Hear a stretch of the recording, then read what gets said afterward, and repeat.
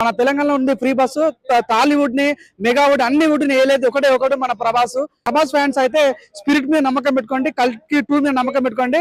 రాజ్యసభ అయితే అంత వర్కౌట్ కాలేదు, పార్ట్ కూడా అవసరం లేదు. So namaste, welcome to Pavan Swira YouTube channel. ఈ రోజు మనం రాజ్యసభ సినిమా చూడడం జరిగింది.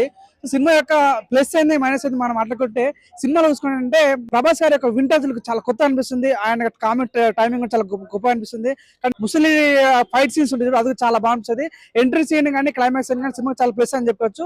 కానీ సినిమాకున్న మెయిన్ డిసడ్వాంటేజ్ గురించి మనం మాట్లాడుకుంటే, సినిమాలో అయితే స్టోరీ ఎక్కడ లేదండి. సినిమా అయితే నాకు ఎక్కడ కూడా స్టోరీ అనిపించదు.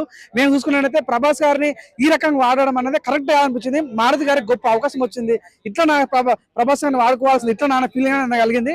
సో నిజంగా తమన్ గారు అందరికి మంచి బీజం ఇస్తారు. ఎందుకు సార్ ఇట్లా బీజం ఇచ్చావు ప్రభాస్ గారికి అని అతన్ గారు కానీ మారుతి గారు మోసం చేస్తారు ప్రభాస్ గారికి అన్నట్టుగా ఈ సినిమా ద్వారా అర్థమైపోయింది. మళ్ళీ ఈ సినిమాకి ఏదంటే పార్ట్ 2 అంట. దీనికి మళ్ళీ పార్ట్ 2 ఏం అవసరం నాకు అర్థం కాలేదు. పార్ట్ 2 సినిమా అవసరమే లేదు.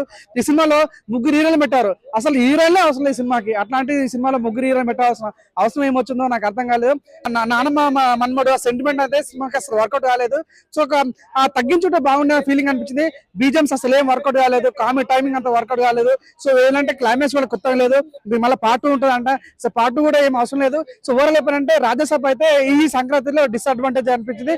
ఈ సంక్రాంతిలో మాత్రం ఫస్ట్ వికెట్ పడ్డది అంటే రాజ్యసభ అనుకోవచ్చు. సో మెయిన్ గా ప్రభాస్ ఫ్యాన్స్ అయితే చాలా హట్ అయ్యారు అన్న. నేను థియేటర్ నుంచి బయటకు వస్తున్నప్పుడు చాలా మంది అన్నారు చాలా హట్ చేశారు మారుతి గారు అన్నారు. కానీ నిజంగా చెప్పాలంటే సో ప్రభాస్ కి ఇలాంటి సినిమా పడాల్సిన సినిమా కాదు. దీనికి మళ్ళీ పార్ట్ 2 కూడా అవసరం లేదు. సో మెయిన్ గా ప్రభాస్ ఫ్యాన్స్ అయితే స్పిరిట్ మీద నమ్మకం పెట్టుకోండి, కల్కి 2 మీద నమ్మకం పెట్టుకోండి. రాజ్యసభ అయితే అంత వర్కౌట్ కాలేదు, పార్ట్ 2 కూడా అవసరం లేదు. సో ఈతకెళ్ళకి అయితే నాకు జెన్యున్ అనిపించిన ఫీలింగ్ చెప్పాలంటే ఈ సినిమాకి 5/2 ఇస్తాను నేనైతే రేటింగ్. ఈతకెళ్ళకి అయితే రాజ్యసభ అయితే బోల్తా కొట్టింది. చూస్తున్నానండి Pavan sir YouTube channel. Thank you so much.